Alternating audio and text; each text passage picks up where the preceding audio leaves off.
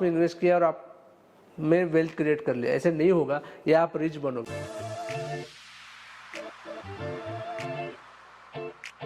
मेरा नाम नितिन राजकुमार सावंत है।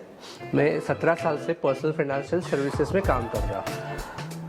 हमने 10 साल पहले SEBI registered investment adviser licence लेके प्रैक्टिस कर रहे हैं।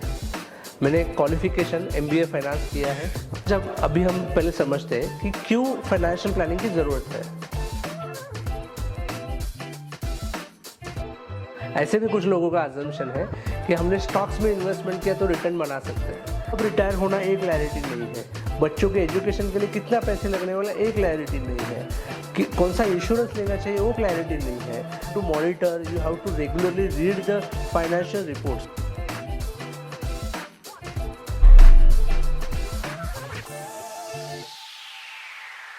मेरा नाम नितिन राजकुमार सावंत है।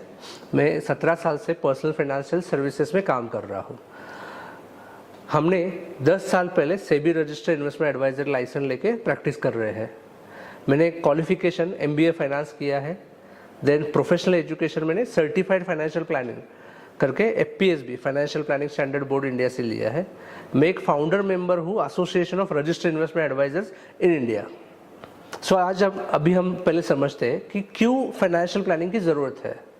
ओके, पहले हम अंडरस्टैंड करते हैं कि महंगाई जो आज के डेट में आपको पता चल रही है आपके डेली रूटीन में, बट आप चेक करोगे महंगाई का चार्ट या महंगाई कैसे थी, तो हम देखते हैं कि महंगाई कैसे थी। तो आज आप देख सकते हैं राइस का रेट 1980 में 4 रुपये था, आज 2025 में है 50 रुपये।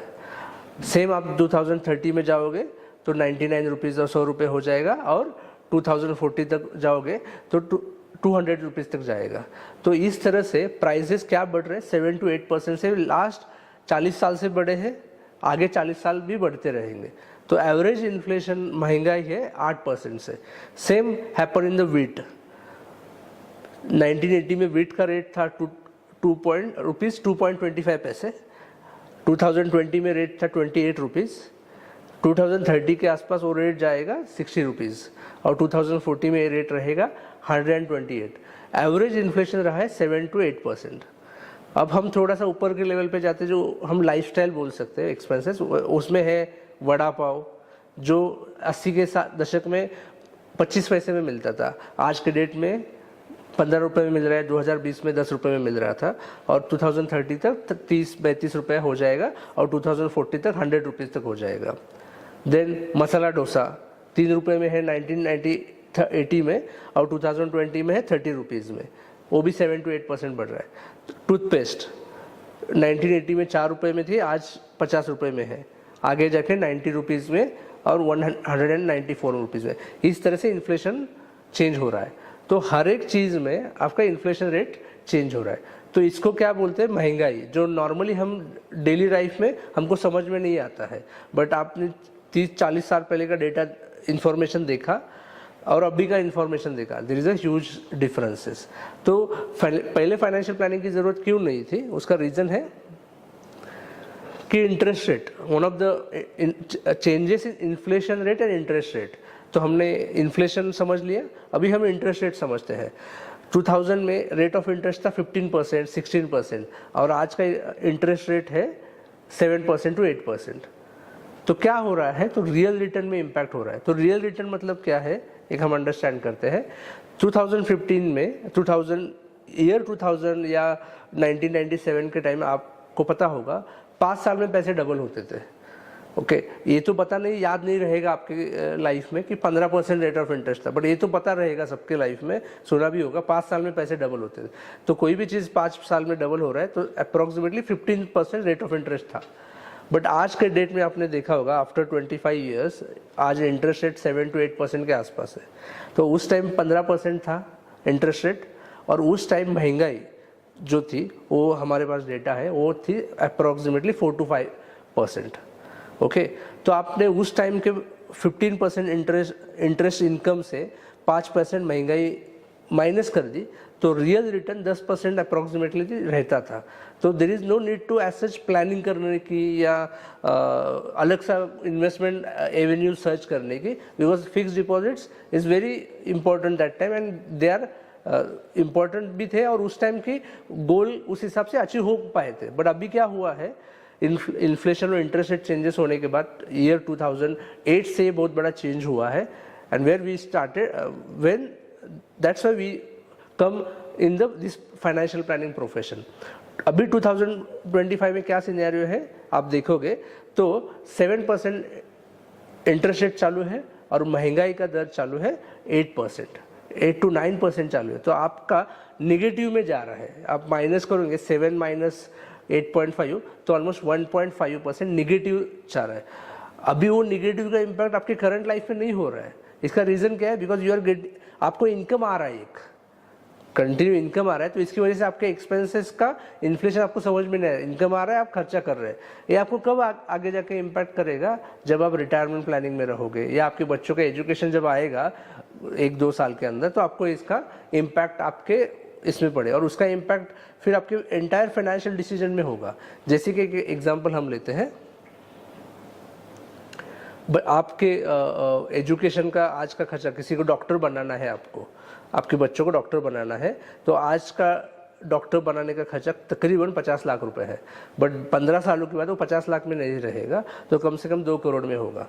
तो 2 करोड़ कमाने के लिए आज से आपको कुछ तो प्लानिंग करना पड़ेगा, नहीं तो आपको क्या करना पड़ेगा, आपका रिटायरमेंट का सेविंग आपके बच्चों के लिए एजुकेशन के लिए यूज़ करना पड़ेगा।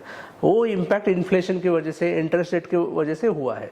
सो this is one of the most important reason to do financial planning is inflation and interest rate changes. तो अभी हम समझते हैं सेकंड, दूसरा इंपॉर्टेंट रीजन क्या है फाइनेंशियल प्लानिंग करने का। पैसे का फ्लो बढ़ गया है। जो पहले हमारे पिताजी कमाते थे उससे ज़्यादा हम कमा रहे हैं। एक्चुअली कुछ लोगों के केस में तो पिताजी का रिटायरमेंट इनकम और बच्चों का पहला सैलरी का सेम आ रहा है, तो फ्लो बढ़ गया है। बट उसके साथ क्या हुआ है, इंक्रीज हुआ है, आपके एक्सपेंसेस बढ़े हैं, इनसिक्योरिटी बढ़ा है, स्ट्रेस बढ़ा है। ओके, तो ये सेकंड रीज़न है कि मनी फ्लो बढ़ा है, उसके बाद एक्सपेंसेस बढ़े हैं, एंजाइटी बढ़ी है, certainty, market ups and down हो रहे हैं, अनसर्टेनिटी है, जॉब अनसर्टेनिटी है, ये सब चैलेंजेस आ गए हैं। तो इस चैलेंजेस को financial planning is the only way to get this challenges solve.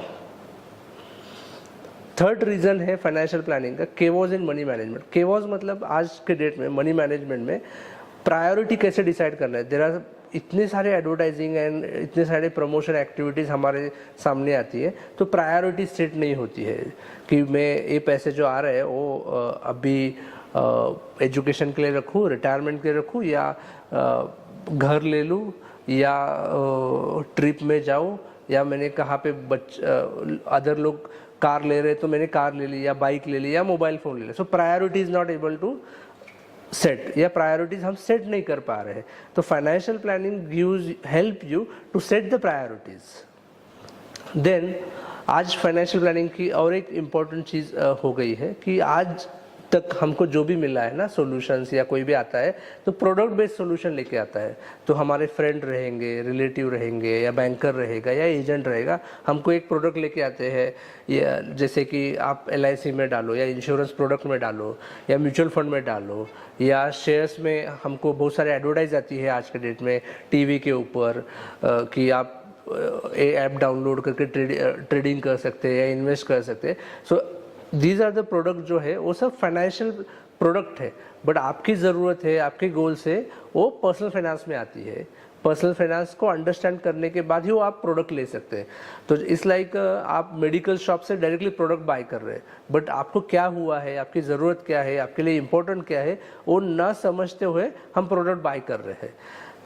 और ये प्रोडक्ट बहुत सारे हैं, जैसे कि पेंशन प्लान किसी ने बोला तो हमने पेंशन प्लान में डाल दिया, बच्चों के एजुकेशन प्लान कौन सा बोल दिया, बट आपके बच्चों के लिए कितना अमाउंट चाहिए, आपके रिटायरमेंट के लिए कितना अमाउंट चाहिए, आपका आज का खर्चा कितना है, उस हिसाब से वो प्रोडक्ट डिसाइड होता है, ना कि जस्ट रिटायरमेंट प्लान बोला कि रिटायरमेंट में डाल दिया।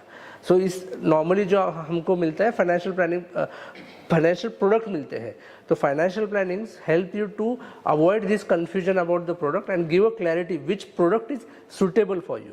सो this is one of the reason why should you do financial planning.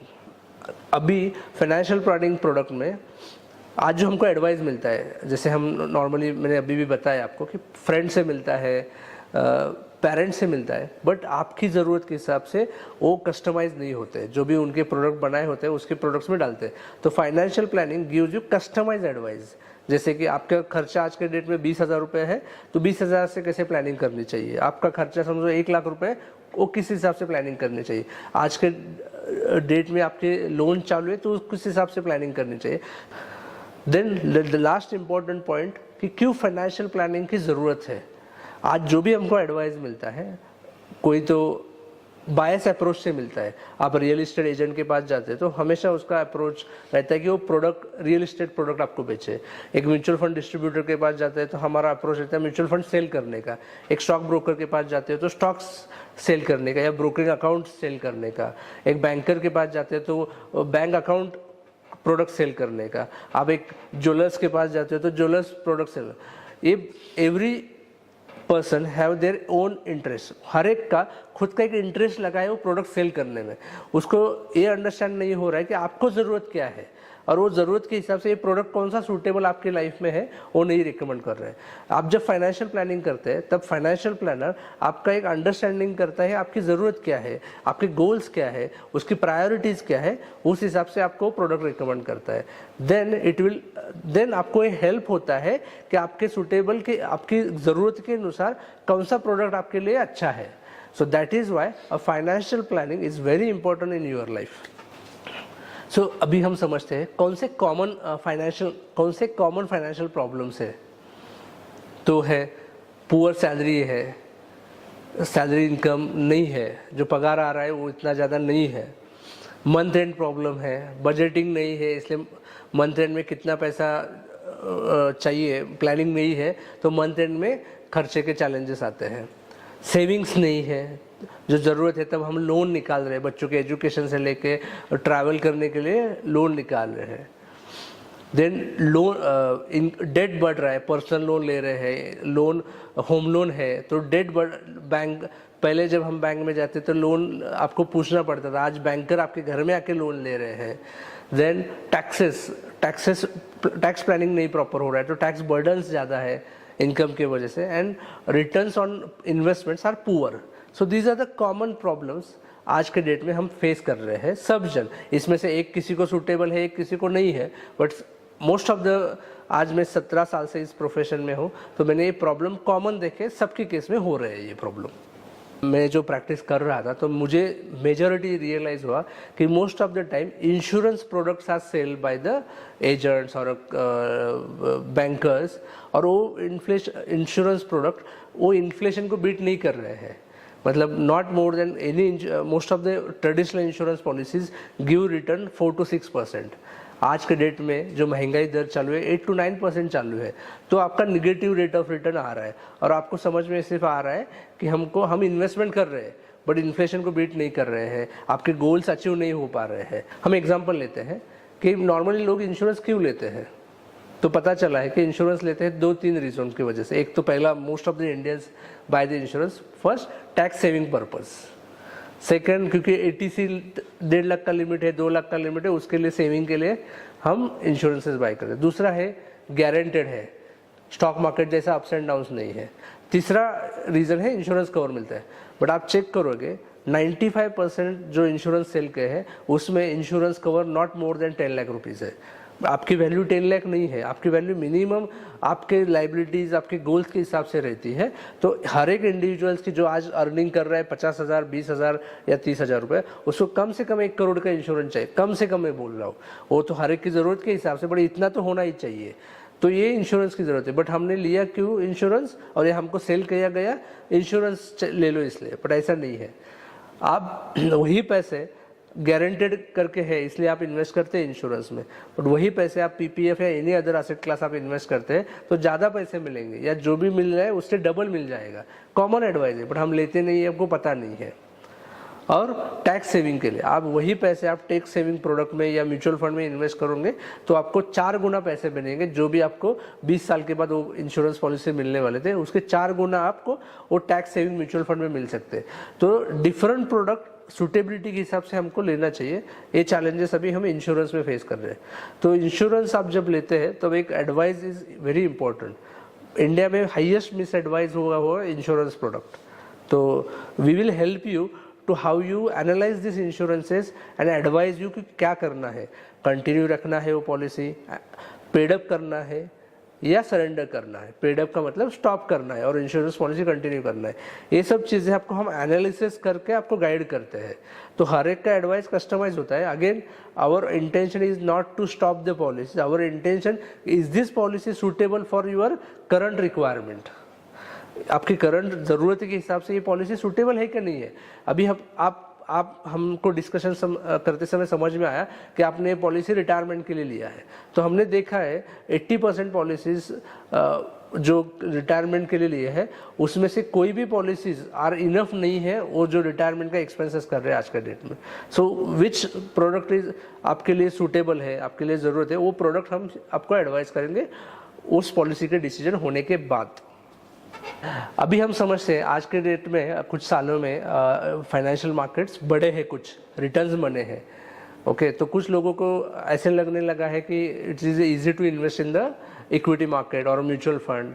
आज बहुत जन ज़ीरोधा, ग्रो जैसे ट्रांजैक्शन प्लेटफॉर्म जो आपको कन्वीनियंस देते हैं इन्वेस्टमेंट करने के लिए वहाँ यूज़ करने लगे हैं और आपको लग रहा है कि आपके पैसे बढ़ रहे हैं, इन्वेस्टमेंट हो रहा है।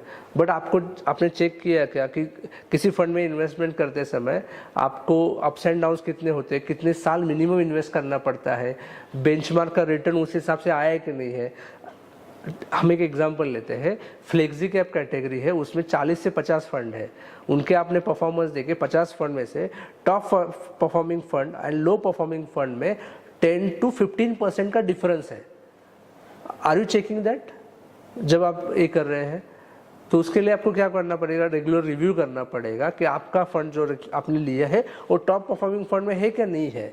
नहीं है तो बॉटम परफॉर्मिंग में नहीं होना चाहिए, ये भी इंश्योर करना चाहिए। वो कब कैसे करोगे आप क्वार्टरली उसके डिटेल चेक करोगे, वो ये सब चीज़ें हो रही है आपसे, आपको टाइम है इतना। So this is a role of a real advisor that in your life who check, who monitor your entire funds, who are managing that. ऐसे भी कुछ लोगों का assumption है कि हमने स्टॉक्स में इन्वेस्टमेंट किया तो रिटर्न बना सकते हैं। मेरे पास कुछ एग्जांपल्स है। इंडिया की सबसे बड़ी जो कंपनीज है जिनका नाम बड़ा है, आप नाम ले लो Tata Steel, one of the best, then you can think Reliance, Tata Motors, Bharti Airtel, Wipro, ACC, L and T, ऐसे जो स्टॉक्स है कुछ साल तक, मतलब कुछ साल 9 साल, 11 साल, 8 साल, 12 साल 0% रिटर्न दिया है। और वो मैं आपको दिखा सकते हैं, आप खुद देख सकते हैं। तो ऐसा मतलब नहीं कि आपने किसी स्टॉक्स में इन्वेस्टमेंट किया तो मेरा लाइफ में सेविंग हो गया या मैं पैसा बहुत कमा सकूंगा, ऐसा नहीं होगा। Because you have to monitor, you have to regularly read the financial reports and it is a very challenging job and it is a very expert job. It's not कि आपको लगा कि मैंने स्टॉक ले लिया, ऐसे नहीं होता है। It's a full time job and this job require consistent reading, understanding market, understand the ecosystem of investment, understanding the ecosystem of entire economy, micro economy और macro economics. So ये जब चीज़ें इन्वॉल्व होती है तो ऐसा इजी नहीं है कि आप जैसे स्टॉक्स में इन्वेस्ट किया और आप में वेल्थ क्रिएट कर लिया, ऐसे नहीं होगा, या आप रिच बनोगे, ऐसे नहीं होगा। So you have to be careful before investing in this. Stocks में जब इन्वेस्ट करते हैं ऐसा नहीं है कि एक बार किया और इनफ हो गया। और मोस्ट ऑफ द टाइम्स हमको एक रियलाइज होता है कि सिर्फ स्टॉक्स में इन्वेस्टमेंट करो या म्यूचुअल फंड में इन्वेस्ट करो। Mutual fund managers also make the mistakes and one of the example I am able to show you कि भारती एयरटेल में 10 साल परफॉर्मेंस नहीं किया था, but most of the mutual funds are hold by these stock company. So you have to think, you have to do a lot of research to select a mutual fund. So that's a role of real adviser who unbias to you, because हम commission दे के product बेचने में ये checking नहीं होता है, आपको पता भी नहीं चलता कि आपका जो पैसा आज इन्वेस्ट हो रहा है वो कितना कमीशन आप सामने वाले को दे रहे हैं। वो रेंज है 1% से लेके 30% तक कमीशन दिया जाता है फाइनेंशियल प्रोडक्ट में। तो 1% म्यूचुअल फंड में मिलता है, 5% IPO में मिलता है, या 30% कमीशन ट्रेडिशनल पॉलिसी में मिलता है। तो ये हम देखते नहीं है और हमको लगता है कि उन्होंने हमको एडवाइस दिया। तो सेबी रजिस्टर्ड एडवाइजर जो है, जो पर्सनल फाइनेंस में काम करे स्पेशली, तो वो फी बेस के ऊपर काम करते हैं, जिससे उनका इंटरेस्ट आपको बड़ा करने में है, ना कि just selling a product. And you are get charge by the adviser monthly basis, quarter basis और ईयरली बेसिस। तो definitely he is ethical responsibility to give a proper research before advising you, and that we are doing last 17 years. अब हम समझते हैं कि most of us हम कैसे invest करते हैं।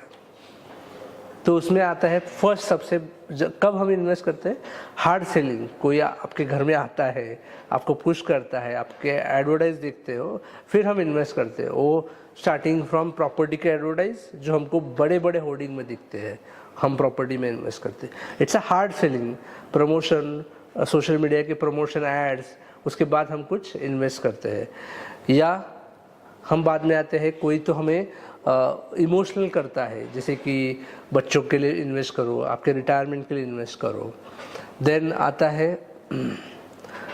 हम कब इन्वेस्ट करते हैं, देन एक्सपायरिंग स्कीम, ये एक्सपायर होने वाला है स्कीम, आपको बड़े बड़े होर्डिंग दिखाया जाते हैं कि एक्सपायर होने वाला है स्कीम, तब आप इन्वेस्ट करते हो। देन सब्जन कर रहे हैं, उसके एग्जांपल तो बहुत सारे हैं। स्टार्टिंग फ्रॉम रिलायंस का, जब रिलायंस का पावर का IPO आया था, सब जन कर रहे हैं तो इसलिए हम कर रहे हैं। या कुछ दिन पहले क्रिप्टो करेंसीज में सब कर रहे हैं कि हम इसलिए कर रहे हैं। देन 2005 से लेकर 2015 तक प्रॉपर्टी में सब जन कर रहे हैं तो हम कर रहे हैं। देन इनकम टैक्स की डेडलाइन आ गई, या इनकम टैक्स का रिटर्न फाइल करना है, टैक्स सेविंग बचाना है, तब हम इन्वेस्ट करते हैं।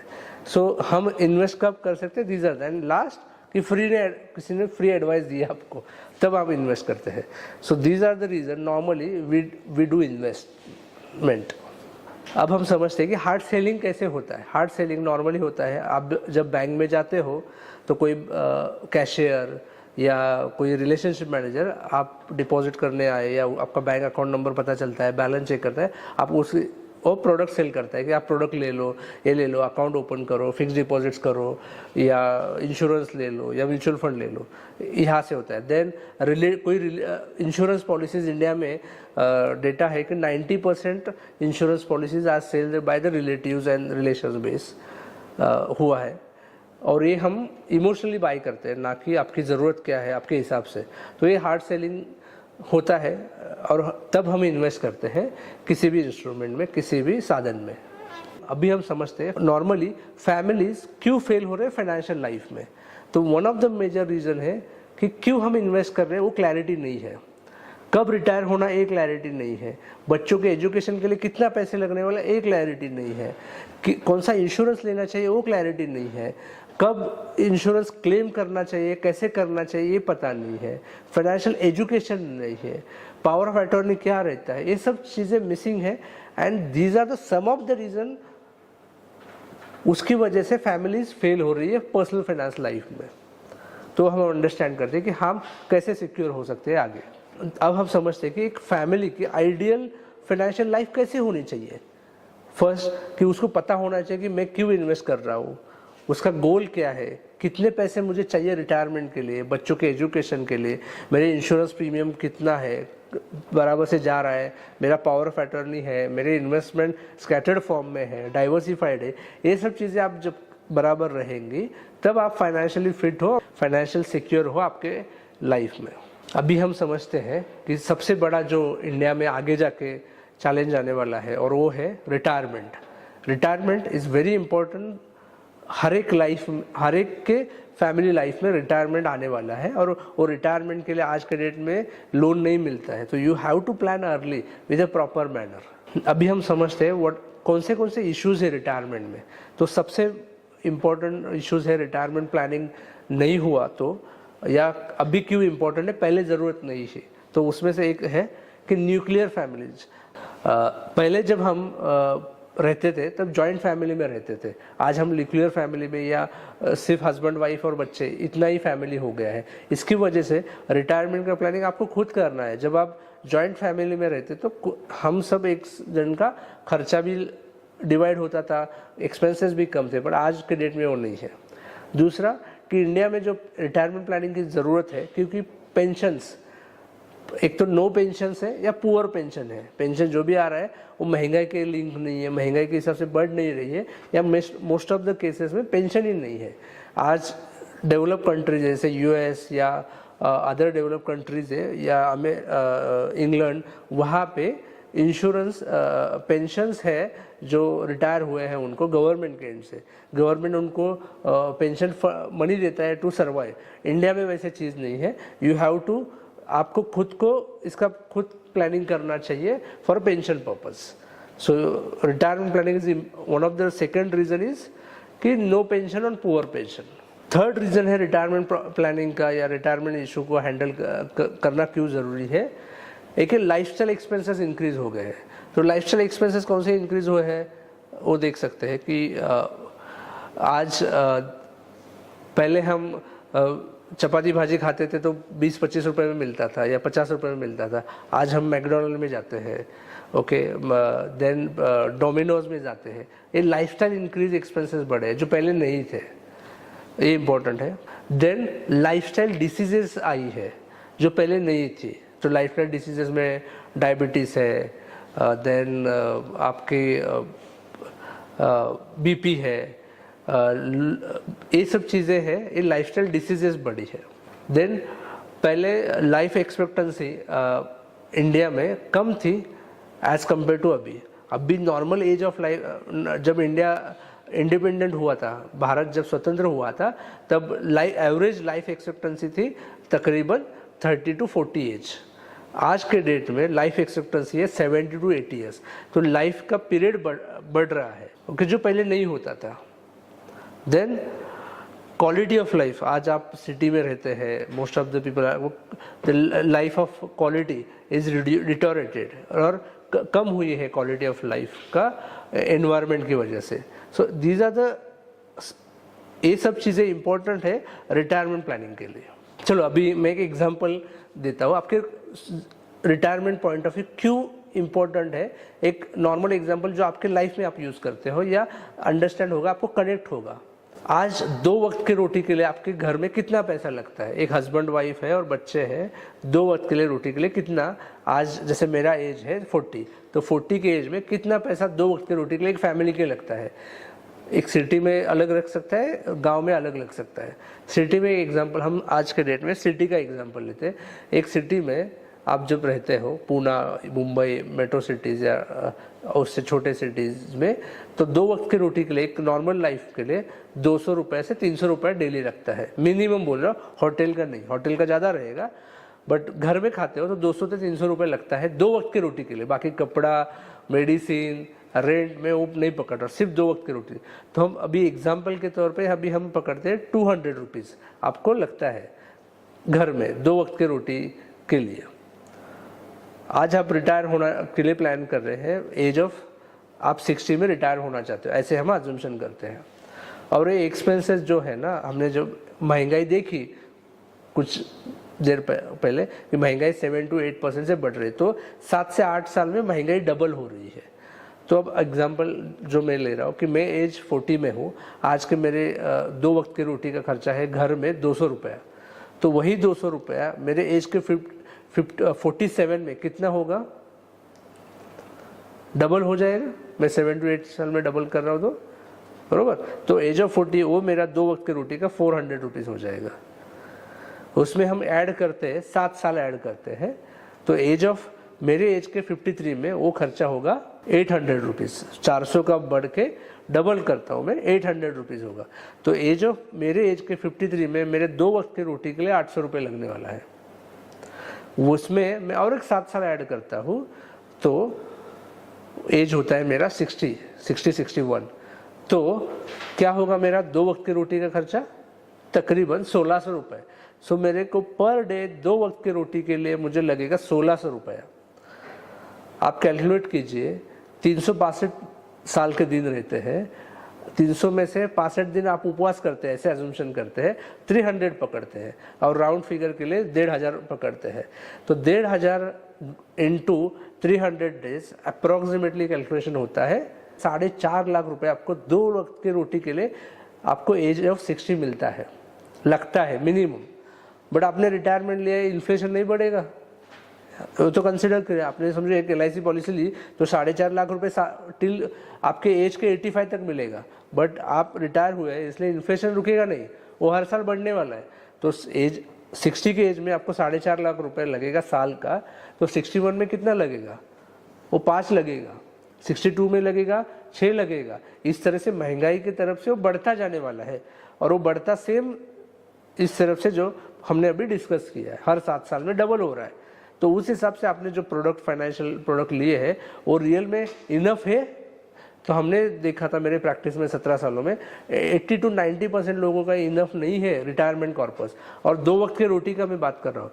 आप प्रॉपर प्लानिंग नहीं करोगे तो 2 वक्त की रोटी का भी चैलेंज आ सकता है। सो एक नॉर्मल 200 रुपये का आज मेरा एक्सपेंस है, तो कम से कम मुझे एज ऑफ 60 to 90 ईयर्स तक, 85 to 90 ईयर्स तक मुझे 2 वक्त की रोटी के लिए कम से कम 2 से 4 करोड़ रुपए लगने वाले हैं।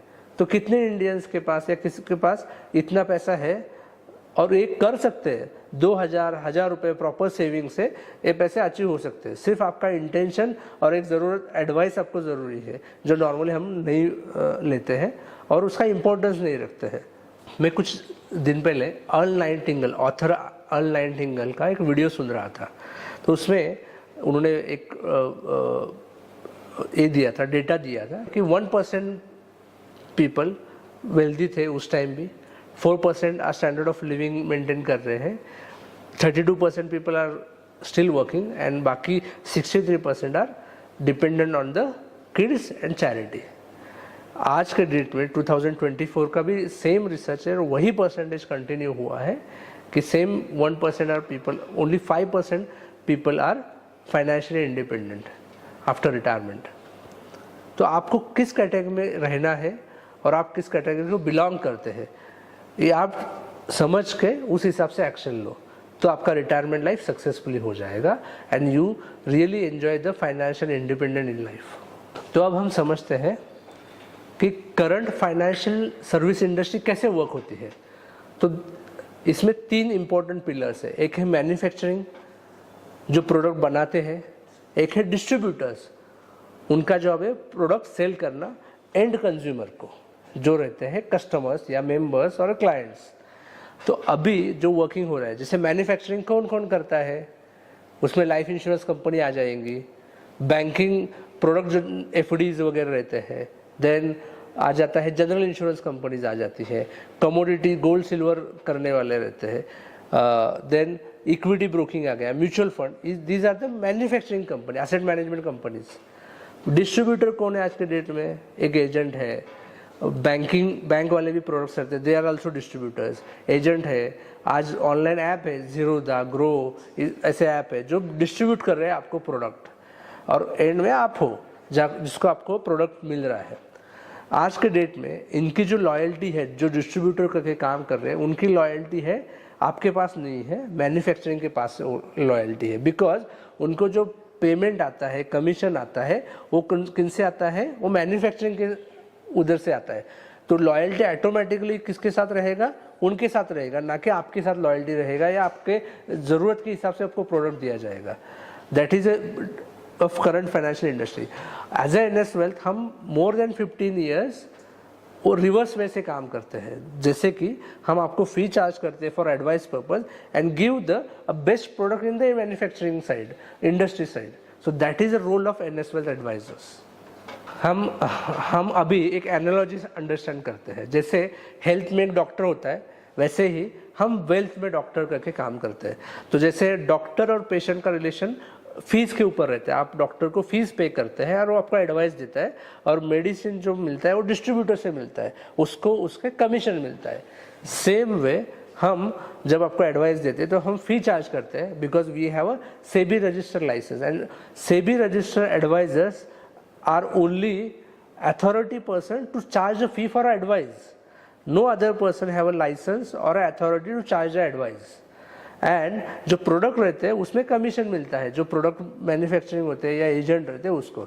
सो सेम वे से ये इंडस्ट्री वर्क होता है। तो आपको जब भी आपको एडवाइस लेते समय आपको क्लैरिटी होना चाहिए और आपको सामने वाले को भी पूछना चाहिए जो आप एडवाइस ले रहे हो वो किस तरह से, आर यू डिस्ट्रीब्यूटर और are you adviser by SEBI. So you have to be clear on this. आपको ये क्लियर होना चाहिए जब भी आप फाइनेंशियल डिसीजन लेते हो किससे भी। सो आपको बहुत सारे लोग आपको मिलते हैं, कनेक्ट होते हैं, तो आपको लगता है कि आपको वो एडवाइस फ्री दे रहा है, but free advice equal to bias advice. उसका कुछ तो प्रोडक्ट रहता है, वो सेल करने का ऑब्जेक्टिव रहता है। तो आप हमेशा अंडरस्टैंड कीजिए कि जो एडवाइस मिल रहा है वो अनबायस है क्या नहीं है, या आपको एक साइड में झुक के वो एडवाइस नहीं दे रहा है ना, उसका जो इंटरेस्ट अलाइन है वो आप हमेशा अंडरस्टैंड करें। और दूसरा, वो एक्सपर्ट है क्या उसमें, बिकॉज हमको क्या लगता है हमारे फ्रेंड ने आपको एडवाइस, तो फ्रेंड बायस नहीं हो सकता बट फ्रेंड एक्सपर्ट नहीं हो सकता वो फील्ड में, तो वो आप हमेशा चेक कीजिए।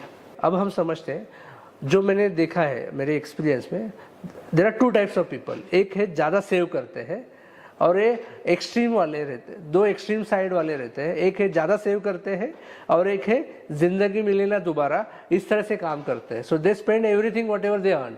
एंड अदर साइड लोग हैं कि जो कंजर्वेटिव है, पूरा पैसा सेव करते हैं।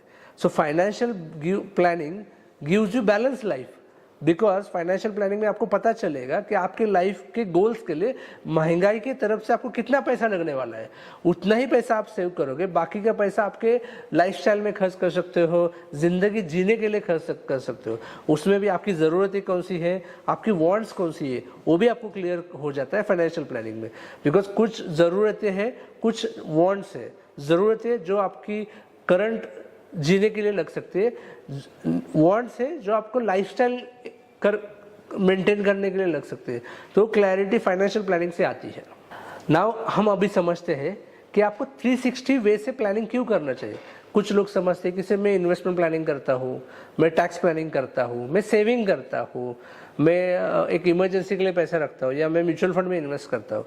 तो ऐसे नहीं होता है। मैं आपको एक स्टोरी बताता हूँ। कुछ अंधे लोगों को हाथी को छूने के लिए बताया गया, तो आँख में पट्टी रहेगी तो हाथी का पैर है उसको खंबे जैसे लगेगा, या उसकी पूंछ जो है हाथी की उसको झाड़ू जैसे लगेगी।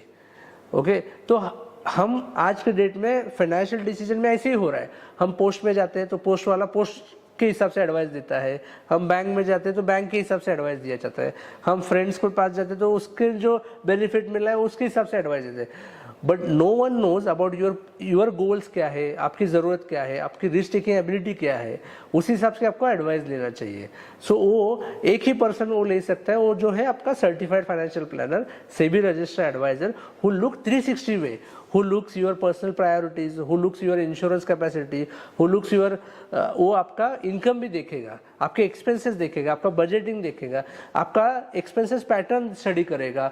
1-2 साल के साथ रहेगा तो आपको समझ में आएगा आप किस तरह से आपका बिहेवियर है, ये अंडरस्टैंड करेगा, देन आपको एडवाइस देगा, उस हिसाब से चलना आपको सिखाएगा पर्सनल लाइफ में। आप ज़्यादा रिस्क लेने वाले रहेंगे तो आपको बोलेगा कम रिस्क ले लो, आप कम रिस्क लेने वाले रहेंगे तो आपको बोलेगा ज़्यादा रिस्क ले लो।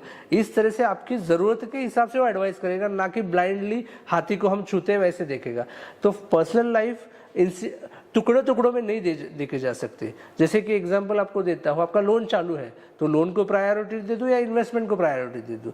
लोन में भी बहुत सारे टाइप्स है, होम लोन चालू है या कार लोन चालू है, कहाँ पे बेनिफिट हो रहा है, कहाँ पे इनकम टैक्स में बेनिफिट होने वाला है। So everything is correlated. आप इंडिपेंडेंटली उसको देखोगे और एडवाइस लेंगे, ये एडवाइस नहीं हो सकता। That is called as incidental advice. But आपको 360 वे के 360 अंडरस्टैंड करके उसको एडवाइस दिया जाता है, that is called as a real advice. अभी हमने देखा कि 360 डिग्री में कैसे फाइनेंशियल प्लानिंग की जरूरत है, क्यों आपको 360 डिग्री में फाइनेंशियल प्लानिंग करने की एक्शन लेनी चाहिए। अभी हम समझते हैं फाइनेंशियल प्लानिंग की प्रोसेस क्या है। उसमें हम पहले आइडेंटिफाई करते हैं आपके गोल्स क्या है, उसमें गोल्स में कौन सी ज़रूरती वाले गोल्स है और कौन से एस्पिरेशन गोल्स है, उसके बाद हर एक गोल की एक क्वांटिफाइड वैल्यू है, उसकी वो वैल्यू इन्फ्लेशन से कितनी हो सकती है। उसके बाद अभी जो आपका कैश फ्लो है, वो कैश फ्लो आपके रिस्क टेकिंग एबिलिटी अंडरस्टैंड करके वो अचीव होगा क्या नहीं होगा, इस तरह से वो प्लान में डाला जाता है। और वो प्लान, इसको बोला जाता है फाइनेंशियल प्लानिंग और financial plan of your life. अभी हम समझते हैं कि एक फाइनेंशियल प्लानिंग करते समय कौन सी प्रोसेस हम फॉलो करते हैं और उससे आपको बेनिफिट कैसे होता है। तो फाइनेंशियल प्लानिंग की बेसिक प्रोसेस है और उसमें फर्स्ट हम करते हैं फाइनेंशियल एडवाइज़र को जुड़ने से पहले जो फाइनेंशियल एडवाइस आपने लिया है वो क्या स्टेज पे है, बराबर चल रही है, उसमें कुछ चैलेंजेस है। जैसे कि आपने लिया होगा लोन, ओके, तो लोन का रेट ऑफ इंटरेस्ट क्या चालू है। नॉर्मली लोग नहीं चेक करते कि लोन का रेट ऑफ इंटरेस्ट क्या है। नॉर्मली मैं जब पूछता हूँ कि आपका बैंक का रेट क्या चल रहा है, होम लोन का रेट क्या चल रहा है, तो कोई बताता है 8%, कोई बताता है 9% या 10%। तो हर एक का रेट का कम्युनिकेशन डिफरेंट रहता है। बट हम जब एनालिसिस करते हैं स्टेटमेंट, तो हमको पता चलता है कि वो जो बोल रहे हैं और एक्चुअली रेट ऑफ इंटरेस्ट चल रहा है वो डिफरेंट है। ये क्यों हो रहा है? बिकॉज ऑफ हम देखते ही नहीं है रेट ऑफ इंटरेस्ट। सीए भी नहीं देखता, सीए को सिर्फ स्टेटमेंट आपका इंटरेस्ट कितना लगा है वो सिर्फ टैक्स बेनिफिट लिया हो, but actually rate of interest क्या चालू है आपको ये नहीं चेक किया जाता कोई भी। तो हम वहाँ पे चेक करते हैं। आपने जो कुछ इंश्योरेंस पॉलिसीज रहती है वो आप कितने साल से प्रीमियम पे कर रहे हो, वो बराबर है क्या नहीं है। So we do that financial health checkup where we हम अंडरस्टैंड करते हैं कि आपके जो फाइनेंशियल प्रोडक्ट जो आपने लिए हमारे जुड़ने से पहले उसमें क्या करना है। Okay, so that we do in the financial checkup. तो उसमें बेनिफिट क्या हो जाता है कि फाइनेंशियल प्लानर को जुड़ने से पहले आपने जो मिस्टेक्स या कुछ चीज़ें की है वो चेक करना और वो आपको रेक्टिफाई करने में मदद करना। हम एग्जांपल लेते हैं कि आपको 1 करोड़ का लोन चालू है आपका और उसका EMI 1 लाख रुपीज़ है और 20 सालों के लिए नॉर्मली EMI रहता है। 9% इंटरेस्ट आप पे कर रहे हैं 20 सालों के लिए, 1 करोड़ का EMI है, 1 करोड़ का लोन है और 1 लाख का EMI है। आपको क्या लगता है कि वो चेक करना क्यों ज़रूरी है? तो हमने जब देखा कि हमको पता चला कि जब रेट ऑफ इंटरेस्ट बढ़ता है तो बैंक जो आपको सेल किया कर दिया है वो लोन, वो 9 से 930 समझो रेट ऑफ इंटरेस्ट बढ़ता है या 950 हो जाता है, तो 50 पैसे से वो रेट ऑफ इंटरेस्ट बढ़ता है। और वो 50% से जब रेट ऑफ इंटरेस्ट बढ़ता है तो आपको एप्लीकेबल होता है। तो आपका टेन्योर जो 240 रहेगा वो 270 280 तक जाता है। बट आप नॉर्मली देखते नहीं हो, आप हमेशा लोन EMI भरने में चल रहा है।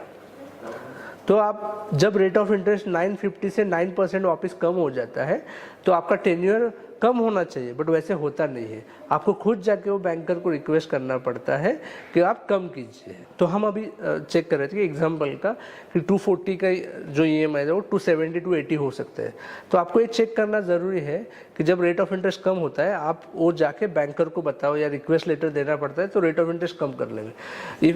आपने ये किया नहीं तो आप बैंक के लिए 2 साल 3 साल एक्स्ट्रा वर्क करोगे और कम से कम 20 से 25 लाख रुपए आप एक्स्ट्रा पे करोगे as a rate of interest. तो ये सारे चेकअप्स हम यहाँ पे करते हैं। सेम चीज़ होती है इंश्योरेंस के केस में। आपका आपको ज़रूरत है आपका लाइफस्टाइल आपके गोल को रेट ऑफ इंटरेस्ट ज़्यादा अचीव करने की, जिससे कि आपका गोल अचीव करे, बट आपका इन्वेस्टमेंट है इंश्योरेंस पॉलिसीज़ में, ट्रेडिशनल इंश्योरेंस पॉलिसीज़ में, उसका परफॉर्मेंस 4 to 6% रहता है। तो आपको चेक करना चाहिए प्रोडक्ट अच्छा आपके लिए सूटेबल है या नहीं है, या सिर्फ इमोशनली आपने बाय कर रखा है। ये सब चीज़ें हम यहाँ पे, आपने कुछ इंश्योरेंस पॉलिसीज़ ली है वो बराबर है नहीं है, उसमें कुछ डिसीजेस है वो कवर हो रही है या नहीं हो रही, ये चेक करना एक प्राइमरी रिस्पॉन्सिबिलिटी ऑफ एडवाइज़र, वो हम प्रोसेस में बिगिनिंग में हम अभी करते हैं। उसके बाद हम डेटा कलेक्शन करते हैं। अभी आपको एडवाइस देना है तो आपको पूरा डेटा हमारे पास होना चाहिए। तो डेटा में क्या क्या आता है, आपकी पर्सनल लाइफ में आपके गोल्स क्या है, आपके गोल्स के बाद आपके कौन से एसेट्स हमारे पास है, आपके पास है, आपके कौन से एसेट्स कहाँ पे है। जैसे कि एसेट क्लासेस में आपने देखा तो 5 एसेट क्लासेस में मेजॉरिटी लोग इन्वेस्टमेंट करते हैं। वो कौन से है, कैश में इन्वेस्ट करते हैं आप, बैंक अकाउंट, सेविंग अकाउंट या घर में रखते हैं। दूसरा एसेट क्लास है फिक्स डिपॉजिट्स, FD, जो बैंक में भी रखते हैं, पोस्ट ऑफिस में रखते हैं। तीसरा है इक्विटी, जहाँ पे हम लार्ज कैप स्टॉक्स में इन्वेस्ट करते हैं, स्मॉल कैप स्टॉक्स में इन्वेस्ट करते हैं या खुद में भी इन्वेस्ट करते हैं। चौथा एसेट क्लास है कमोडिटी, जहाँ पे आप गोल्ड, सिल्वर, कॉपर ऐसे एसेट क्लास में इन्वेस्ट करते हैं, उसको हम कमोडिटी बोलते हैं मेजर लेवल पे। और लास्ट जो एसेट क्लास है वो प्रॉपर्टी, वो आप प्रॉपर्टी फ्लैट में इन्वेस्ट करो, प्लॉट में इन्वेस्ट करो या कमर्शियल प्लॉट फ्लैट में। सो उसके सब टाइप्स बहुत सारे हो सकते हैं। तो डेटा लेके कब लिया आपने, उसका इनकम टैक्स में कब क्या इम्पैक्ट होगा, आप जब सेल करोगे तो कितना इम्पैक्ट, वो सब इन्फॉर्मेशन हम लेते हैं। उसके बाद आपका इनकम सोर्स क्या है, आप में सैलरी में बाइफर्फिकेशन क्या है, उसका इनकम टैक्स कितना जाता है, because we help you to tax planning also. So all this detail we check. आपका कार इंश्योरेंस चालू है, कार कौन से एड्रेस में है, आपका पैन कार्ड है वो कौन से एड्रेस में अटैच है, आपका पासपोर्ट कब एक्सपायर होने वाला है, आपके बजट में आपके एक्सपेंसेस कहाँ कहाँ पे जा रहे हैं, जैसे कि आपको ग्रोसरी कितना जा रहा है, आपका मेड के लिए कितना पैसे जा रहे हैं, आप डाइनिंग के लिए कितना मंथली एक्सपेंसेस कर रहे हैं, ये बजटिंग भी हम डेटा में करते हैं आपका। और इतना हमने सिस्टम हमारा सिस्टमेटिक वे ने प्लान किया कि आपने समझो बजट किया कि महीने का आपका 5,000 रुपये बजट है एंड आपने 4,500 रुपये स्पेंड किया, खर्चा किया, तो हमारे सिस्टम से आपको ट्रिगर मेल आ जाता है कि you have spend 80% of your budget, so be alert. So इतने माइन्यूट लेवल पे हम आपका डेटा लेते हैं जिससे कि आपको हमको पर्सनलाइज एडवाइस देने में हेल्प हो जाता है, and which help you to give a 360 degree financial approach to your life. So that is why we need a clear and good data for advice purpose only, and this data is secure with us on the server that we are using AWS के ऊपर, और security measure भी हमने लिए हैं data secure करने के लिए। तो आप इंश्योर रह सकते हो आपका जो डेटा है वो सेफ हैंड में है, सेफ लोगों के पास है, और नीड टू नो बेसिस पे हर एक टीम मेंबर्स को भी शेयर किया जाता है उसकी ज़रूरत के हिसाब से। तो डेटा सिक्योर है हमारे सिस्टम में, और इन हाउस हमारा सिस्टम है वो डेटा सेव करने का। तो आप इंश्योर रहे आपका जो डेटा है वो सेफ लोगों के पास है। अभी हम नेक्स्ट प्रोसेस में जाते हैं जो वन ऑफ द इम्पोर्टेंट है in personal finance and financial planning की गोल सेटिंग। 95% लोगों के पास गोल्स ही नहीं है। क्यों वो लोग इन्वेस्ट करना चाहते हैं, पर्पस ऑफ लाइफ क्या है, क्यों सुबह उठते हैं, इसका रीज़न क्लैरिटी नहीं है। आप जब आपको क्लैरिटी मिल जाता है कि मैं लाइफ में क्यों पैसे कमा रहा हूँ, क्यों इन्वेस्ट कर रहा हूँ, तो ऑटोमेटिकली आपके गोल सेट होते हैं। तो फाइनेंशियल प्लानर का रोल है आपकी लाइफ के गोल सेट करना। it's an important process of your life which help you define your goals in career, define your life, why you are living this life. So we help you to set up a goals, starting from basic goals and then lifestyle goals and your real life goals. हम ये गोल वाली information क्यों ले रहे हैं? Because आपके goals रहेंगे तो उसीलिए आप काम कर रहे हो, क्लैरिटी रहेगा। नहीं तो मैंने देखा है 16-17 सालों में कि लोग सिर्फ रैट रेस की तरह भाग रहे हैं। क्यों कमा रहे हैं, कितना कमाना जरूरी है, वो समझ में नहीं आ रहा है। और वो आपके गोल्स के लिए काम करो, ना कि बाजू वाले के गोल्स के लिए। उसने कार लिया इसलिए मैंने कार लिया, उसने ये परचेस किया इसलिए मैंने किया। और मैंने देखा है कि भी normally compare with others, but आपने गोल सेट किया ना तो आपके गोल्स पे आप फोकस कर पाओगे। इसलिए ये इंपॉर्टेंट स्टेप्स है कि to setting a financial goals in life. और it is a very important part, because हर एक गोल के लिए पैसे लगते हैं और पैसे रहेंगे तो ही आप अचीव कर पाओगे और हैप्पी रहोगे पर्सनल लाइफ में। अभी हम नेक्स्ट प्रोसेस देखेंगे, cash flow analysis. Cash flow analysis मतलब आपका जो कैश आ रहा है वो कहाँ से आ रहा है। हर एक का कैश आने का या इनकम आने का वेज अलग अलग है। एक बिजनेसमैन रहेंगे तो उसकी कैश फ्लो कंसिस्टेंट नहीं रहेंगे, सैलरी रहेंगे तो उनके कैश फ्लो जो है वो मंथली आते हैं। हर एक का पैटर्न क्या है, एक्सपेंसेस का कहाँ पे जा रहे हैं, तो उसका हम एनालिसिस करते हैं बजटिंग में। तो कोई जॉब में है वो हाई रिस्क की जॉब में है, जैसे कि IT सेक्टर में जॉब जाते हैं, कभी भी जा सकते हैं, इस काइंड ऑफ। कोई गवर्नमेंट जॉब में है तो हर एक का कैश फ्लो एनालिसिस करके उस हिसाब से रिस्क प्लानिंग उसका कैश फ्लो एनालिसिस करते हैं हम। उसके बाद एक हम रिस्क प्रोफाइल टेस्ट लेते हैं। What is mean by risk profile test? Risk profile means understanding your risk taking ability. तो नॉर्मली हम किसी को एडवाइस देते हैं तो हम बोलते हैं कि मैं रिस्क टेकर हूँ, आप मुझे रिस्क एसेट क्लास में ज़्यादा इन्वेस्ट करवाइए। बट ऐसे देखा गया है कि जब हम रिस्क प्रोफाइल करते हैं आपका, तो जब आप क्वेश्चन पूछे जाते हैं तो रियलाइज होता है कि you are a conservative person. तो मैं यहाँ पे एक एग्जांपल के तौर पे बताना चाहता हूँ। आप जब डॉक्टर के पास जाते हैं तो नॉर्मली डॉक्टर को आपको ब्लड चेक करके आपको बताता है कि विच गोली, कितनी पावरफुल गोली आपको सूटेबल है, और उस पावर के हिसाब से आपको गोली सजेस्ट करता है। सेम वे इन्वेस्टमेंट में भी कोई भी आता है और हमको पूछता है कि मुझे यहाँ पे इन्वेस्ट करता है, वहाँ पे इन्वेस्ट करना है, बट रिस्क प्रोफाइल नहीं हुआ तो हमको अंडरस्टैंड नहीं पाएगा कि आप कितना रिस्क टेकिंग एबिलिटी पर, आपकी रिस्क टेकिंग पावर क्या है। जैसे हेल्थ में हम ब्लड टेस्ट करते हैं, सेम वेल्थ मैनेजमेंट में, पर्सनल फाइनेंस में आपका रिस्क प्रोफाइल टेस्ट लिया जाता है। उससे आपका अंडरस्टैंड होता है what kind of personality you have, are you conservative person, are you moderate person, are you higher risk taker person. So it is a very important steps of financial planning and we ensure to understand your risk taking ability which really help you take a financial decisions without we don't move further. So this is one of the important steps of financial planning process. अभी हम समझते हैं next process of financial planning, deriving the expected return.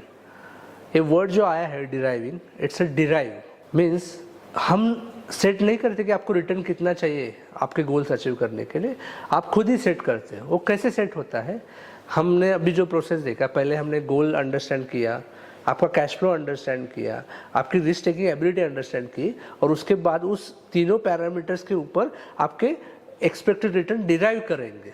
एक example का देता हूँ, आप पुणे से मुंबई जा रहे हैं, एक 3 घंटे का मीटिंग है, आपको जाना है, तो 3 घंटे में आपको पहुँचना है, तो आपको कौन से स्पीड से आपकी कार चलानी चाहिए। समझो वो जर्नी है वो 300 किलोमीटर में है, 3 घंटे में आपको पहुंचना है, तो कौन से स्पीड में आप जाओगे पुणे से मुंबई।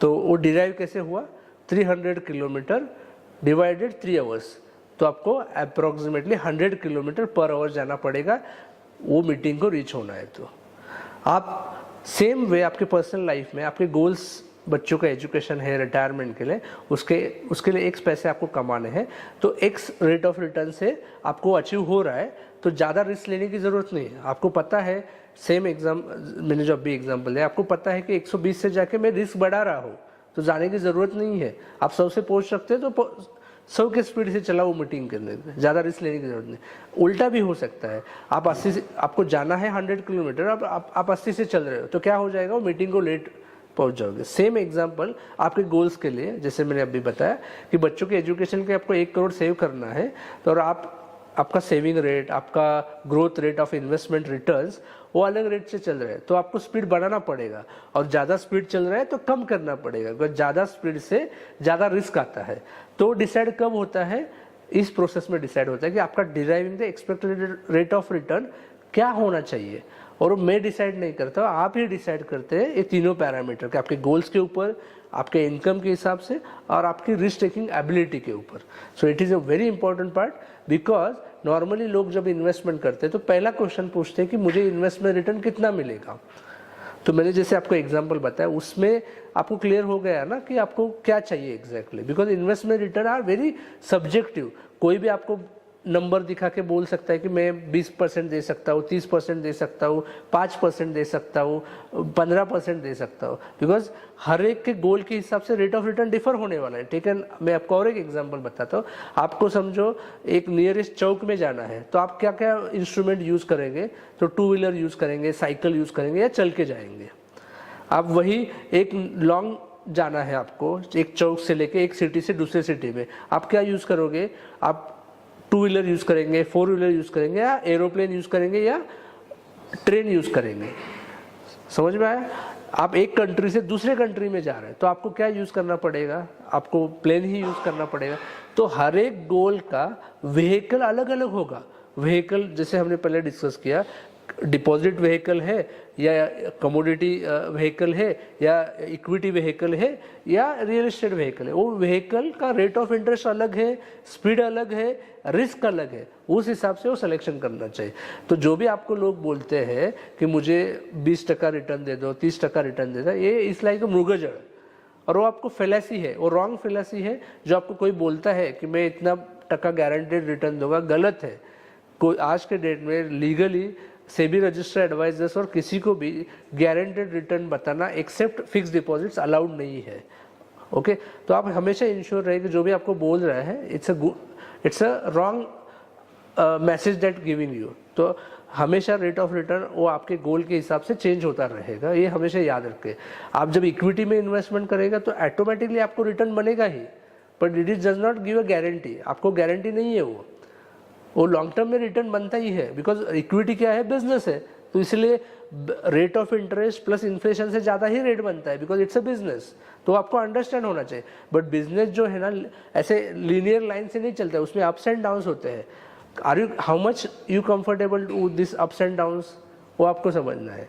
और आपको एक बार आपका रेट ऑफ रिटर्न कितना कमाना है आपके रिटायरमेंट गोल के लिए आपको समझ में आया ना, तो आपको क्या करना है, हर एक क्वार्टर हर एक ईयर में वो चेक करना है कि मैं बराबर चल रहा हूँ कि नहीं हो रहा है। समझो कम स्पीड हो रहा है आपके रेट ऑफ रिटर्न का, तो आपको कोर्स ऑफ मेजर एक्शन लेना है। आप ज़्यादा स्पीड से जाना है तो रिस्क कम करना है, उसको बोलते हैं रीबैलेंसिंग करना। तो ये सब चीज़ें पर्सनल फाइनेंस में आती है, वो हम इन्वेस्टमेंट के प्रोसेस में हम अंडरस्टैंड करेंगे किस तरह से हम रीबैलेंसिंग करते हैं, जिससे कि आपका गोल इंश्योर हो और गारंटीड से आपको उस टाइम पैसे मिले। अभी हम देखेंगे next financial process, that is realignment of your financial goals. अभी ये फाइनेंशियल गोल्स का रीअलाइनमेंट क्यों ज़रूरी है, बिकॉज हमने अभी देखा कि जब हमको आपका रिस्क टेकिंग एबिलिटी समझ में आया, आपका डिराइविंग द एक्सपेक्टेड रिटर्न समझ में आया, तो हमको समझ में आएगा कुछ गोल्स आपके लाइफ में अर्ली अचीव हो सकते हैं और कुछ आपको पोस्टपोन करना पड़ेगा। ओके कुछ रीज़न की वजह से, जैसे कि हमने डिस्कस किया इन टर्म्स ऑफ आपकी रिस्क टेकिंग एबिलिटी के ऊपर, आपका डिराइविंग द एक्सपेक्टेड। तो ये realignment goal of your goals is very important. As a financial planner हम आपको एश्योरिटी देते हैं कि आपके गोल्स 100% अचीव होने चाहिए, गोल्स आपके 100% अचीव होने चाहिए। ओके उसके लिए हम एक्शन लेते हैं। तो रीअलाइनमेंट मतलब आपको कोई गलत, मैं आपको गलत झांसे में नहीं रखना चाहता कि आपके सभी गोल अचीव होने वाले हैं, do what ever you do, ऐसा नहीं है। आपको जब फाइनेंशियल प्लान किया जाता है तो उसमें समझ में आता है क्लियरली कि आपके गोल्स, जैसे कि आपके बेटे का एजुकेशन है, उसके लिए 1 करोड़ लगने वाला है, तो आपका जो सेविंग है, आपकी रिस्क टेकिंग एबिलिटी, उससे अचीव होगा कि नहीं होगा। तो मैं आपको अभी बता दूंगा कि वो सर गोल अचीव नहीं होगा। जैसे हमने एक एग्जांपल पुणे मुंबई का लिया था, आपको किसी ने बोला कि 1 घंटे में वो मीटिंग अटेंड करना है, तो आप क्या बोलोगे, ये पॉसिबल नहीं है 1 घंटे में 300 किलोमीटर रन करना। Same happen in the personal financial goals में, आपके गोल से कुछ अचीव होने वाले हैं तो वो होने वाले हैं, नहीं होने वाले तो नहीं होने, वो तो आपको ये फ्रंटली बताएंगे। ऐसे नहीं आपको झांसे में रखेंगे वो सब हो जाएगा sir, don't worry, it's not like that. We will clearly and with return आपको दिया जाएगा कि ये गोल्स पोस्टपोन करना पड़ेगा। पोस्टपोन कितने सालों के लिए करना पड़ेगा, 2 साल, 1 साल, 6 महीना, डिपेंड्स ऑन द आपके फाइनेंशियल चेकअप एक्शन होने में। तो this is one of the important steps of financial planning. तो अभी हम नेक्स्ट प्रोसेस में आते हैं जो है cash flow protection. What is mean by cash flow is a nothing but the insurance planning. Cash flow protection is very important because आपके family, if you are earning member, आपको जो cash आ रहा है उसमें कुछ चैलेंजेस नहीं आएंगे, ये इंश्योर करना है।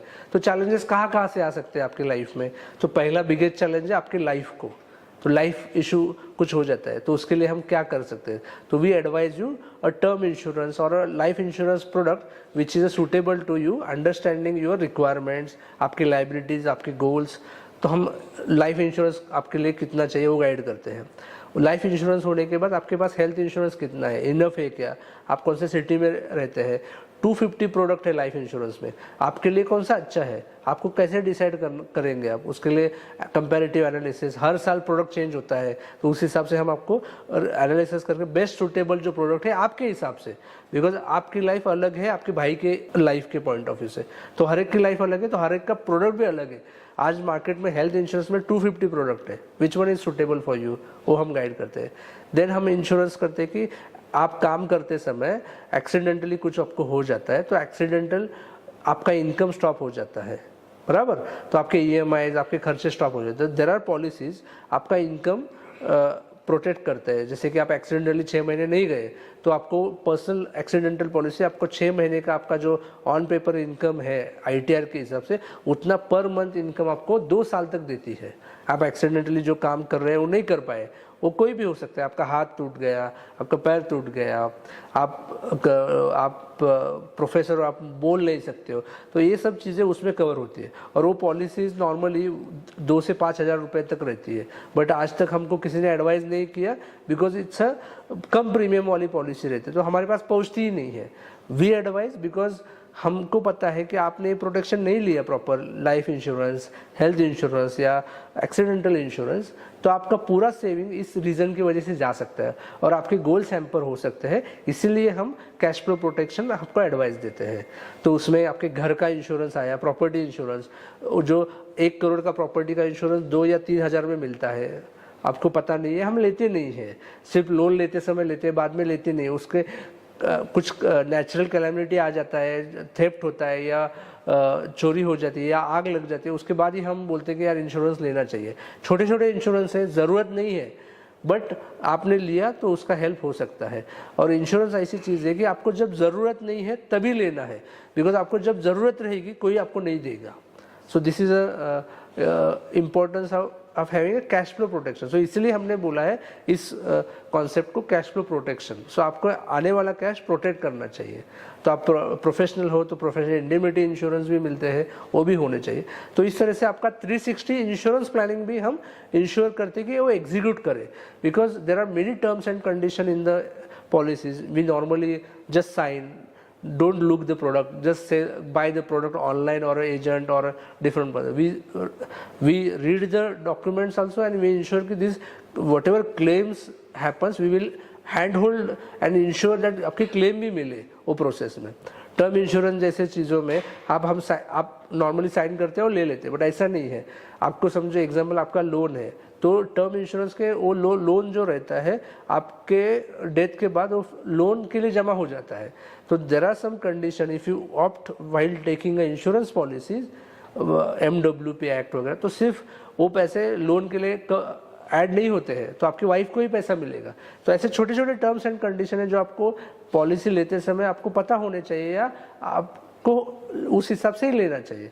So we will take care to implement this action also, having a cash flow protection in your personal life. Now अब हम अंडरस्टैंड करते हैं कि हमने अभी जो डिस्कस किया कि income, expenses, cash flow protection, तो आपको ये चैलेंज लगेगा कि हम सारा पैसा इन्वेस्ट इंश्योरेंस में तो नहीं डालेंगे, तो बिल्कुल नहीं।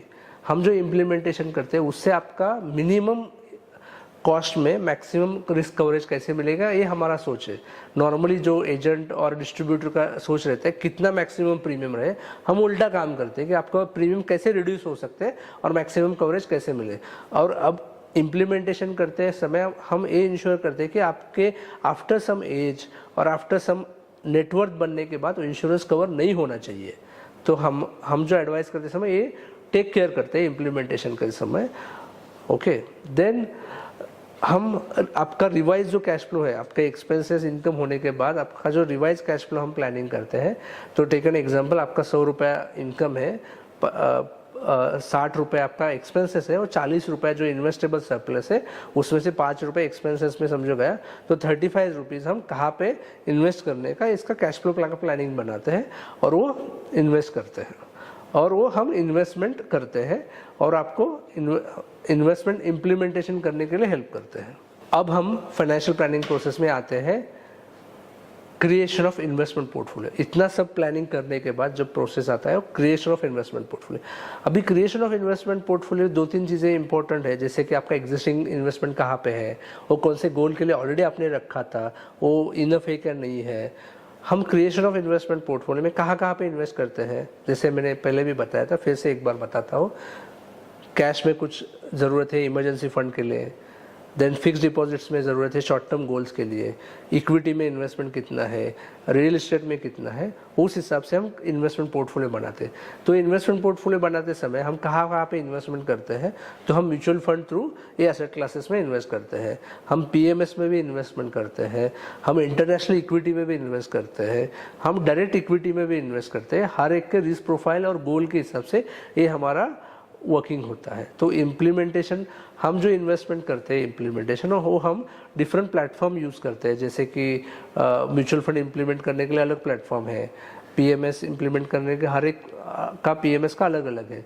तो वी विल इंश्योर कि वो एग्जीक्यूशन प्रॉपर रहे, वहाँ पे नॉमिनेशंस, आपका कम्युनिकेशन वो वहाँ पे प्रॉपर मेंशन किया गया है। We will hand hold to do insurance. और जब हम इन्वेस्टमेंट करते हैं तो हम 100% डायरेक्ट प्लान में इन्वेस्ट करते हैं। वहाँ पे जो कमीशन नहीं रहता है, जो नॉर्मली लोग इन्वेस्टमेंट करते हैं बैंक से, एजेंट से, वहाँ पे रेगुलर प्लान और कमीशन वाले प्लान दिए जाते हैं, वो हम यहाँ पे नहीं देते, जिससे कि आपको जो कॉस्ट ऑफ इन्वेस्टमेंट है वो कम हो जाए और आपको बेनिफिट मिले। वो इम्पॉर्टेंट है जब कहाँ पे भी इन्वेस्टमेंट करते हैं, because normally cost of investment is very important to do implementation of investment. मैंने जैसे पहले भी बताया था, वो रेंज बहुत बड़ा है, 1% to 30% तक कॉस्ट है। तो हमारा ऑब्जेक्टिव हमेशा रहता है कि आपका कॉस्ट कैसे कम रखो और आपको हेल्प करूँ optimisation of your portfolio. Now next procedure is creation of investment portfolio होने के बाद implementation of investment portfolio.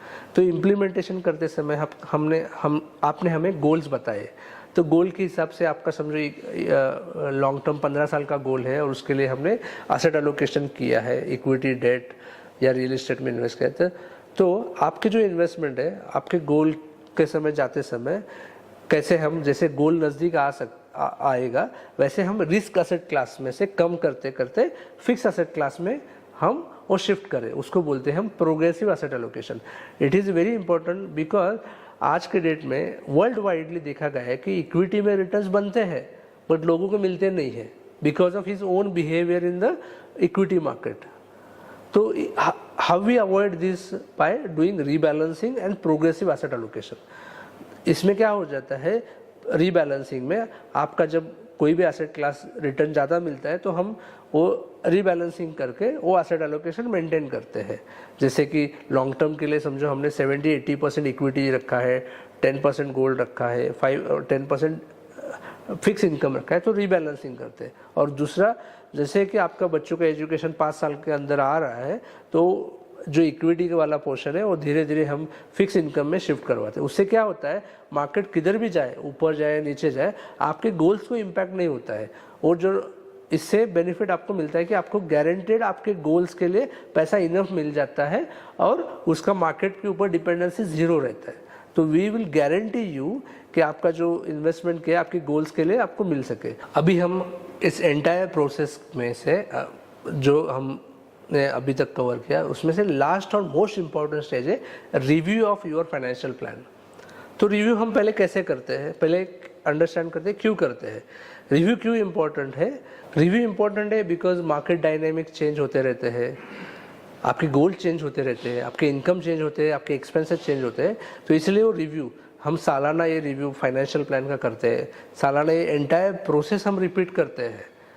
Okay, इससे एक बेनिफिट क्या होता है कि हमको पता चलता है कि आपकी लाइफ में किस तरह से चेंजेस हो रहे हैं, उसी हिसाब से आपको एडवाइस रियलाइन करना पड़ता है। देन रिव्यू होता है इन्वेस्टमेंट पोर्टफोलियो का। हमने जो इन्वेस्टमेंट पोर्टफोलियो आपको दिए हैं उसका इन्वेस्टमेंट पोर्टफोलियो हमने जो डिसाइड किया था उस हिसाब से चल रहा है क्या। तो एक एग्जांपल लेते हैं, हमने डिराइव किया कि आपके गोल्स के लिए 12% रिटर्न चाहिए लॉन्ग टर्म गोल के लिए, तो 12% वो पोर्टफोलियो का आ रहा है क्या जिस एसेट क्लास में हमने इन्वेस्ट किया है, जैसे कि फिक्स इनकम में किया है, इक्विटी में किया है, हम वो चेक करते हैं। और वो चेक करने का प्रोसीजर और रिव्यू में होता है। नॉर्मली हमने जो इन्वेस्टमेंट पोर्टफोलियो डिफरेंट रिकमेंड किए हैं डिफरेंट गोल के लिए, डिफरेंट रिस्क प्रोफाइल के हिसाब से, वो हमारा इन्वेस्टमेंट रिटर्न हर एक एसेट क्लास का डिफरेंट रहा है। और ये एसेट क्लास स्टार्ट होता है, समझो इक्विटी में हम लॉन्ग टर्म के लिए इक्विटी एडवाइस किया है एग्रेसिव प्रोफाइल के लिए, तो रेट ऑफ रिटर्न जो मिला है वो 15% to 30% तक मिले हैं रिटर्न्स। समझो शॉर्ट टर्म के लिए गोल है और एग्रेसिव पर्सन है, वो रिटर्न्स मिले हैं फ्रॉम 10% to 15% तक मिले हैं।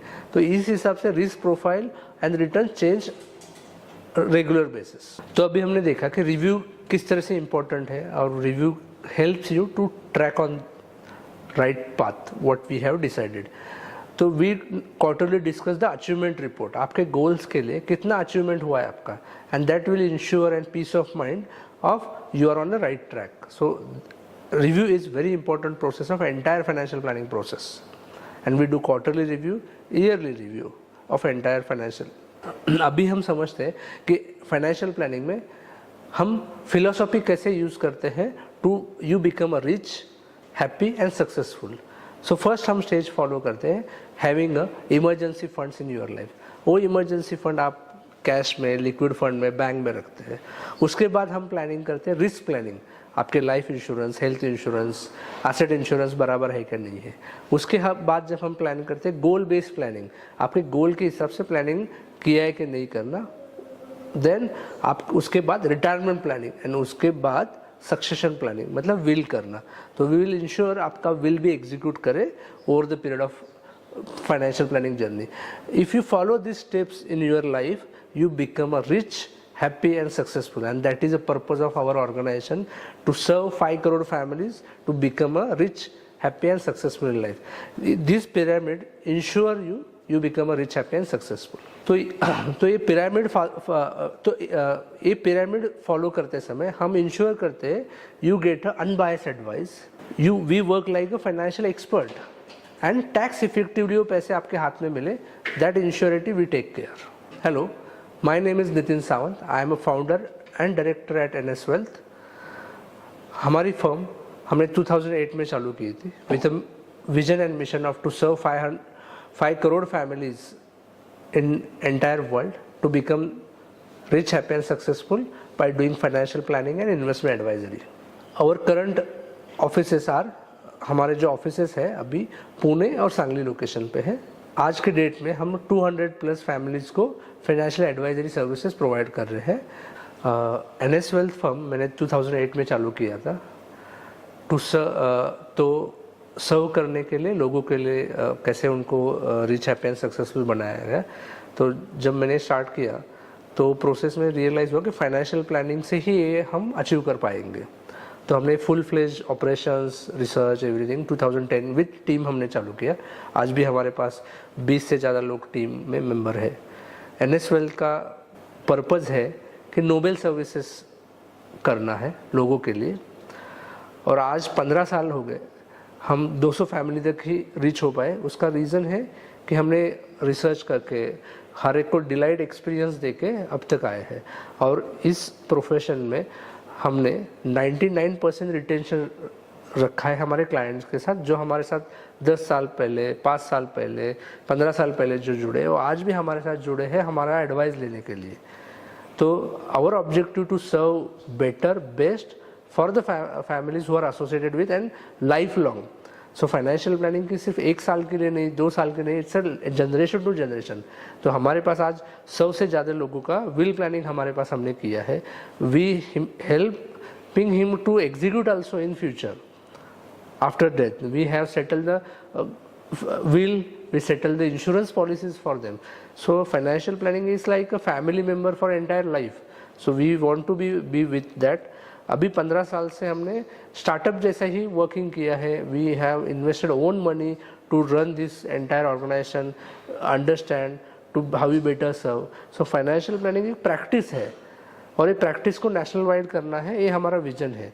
तो अभी हम नेशनल वाइड जा रहे हैं with this kind of activities that we are currently doing.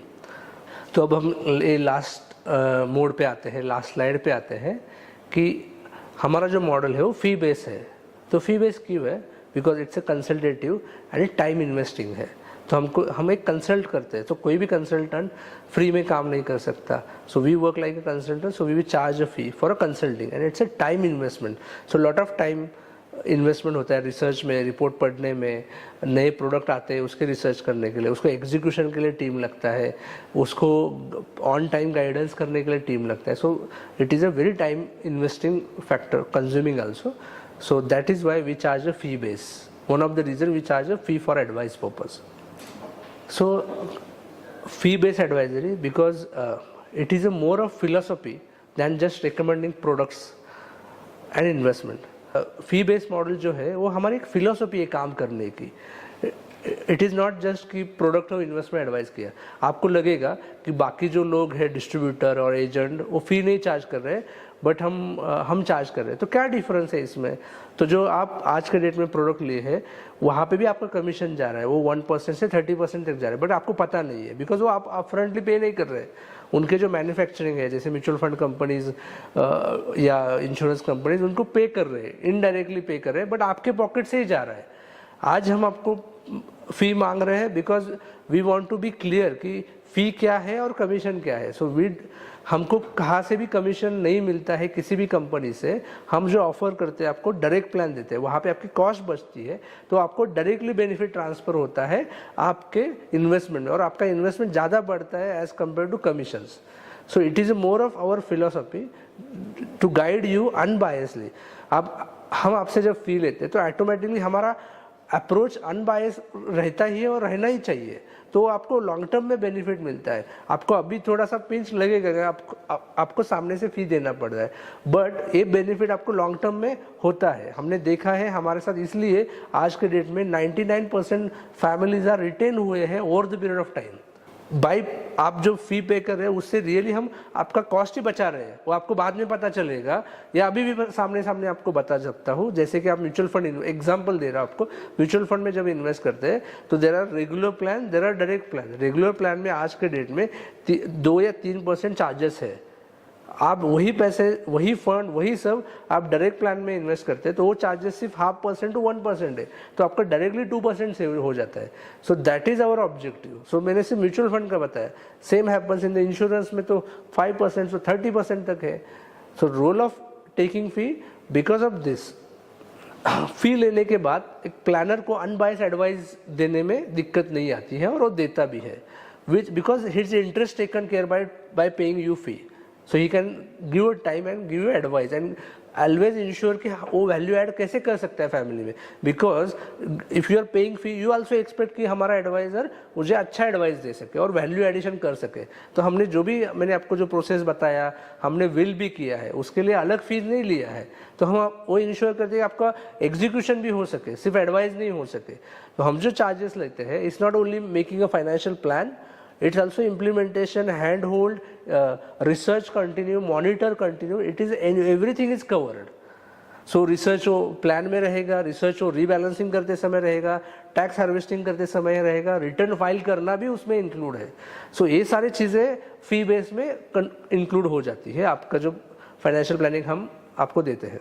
मैं एक बार फिर से रिपीट करता हूँ, इसमें क्या क्या कवर होगा आपके फाइनेंशियल प्लानिंग सर्विसेज में जो आप हमको फी पे करेंगे। उसमें गोल प्लानिंग कवर होगा, उसमें इमरजेंसी प्लानिंग कवर होगा, इसमें इन्वेस्टमेंट प्लानिंग कवर होगा, इसमें इंश्योरेंस प्लानिंग कवर होगा, इसमें टैक्स प्लानिंग कवर होगा, इसमें लोन प्लानिंग कवर होगा, इसमें आपका रिटायरमेंट प्लानिंग कवर होगा। ये सब चीज़ें आपको एक फी में आपको अवेलेबल होगी at a one shop unbias way से। Financial planning is not a one time process, it's entire life time.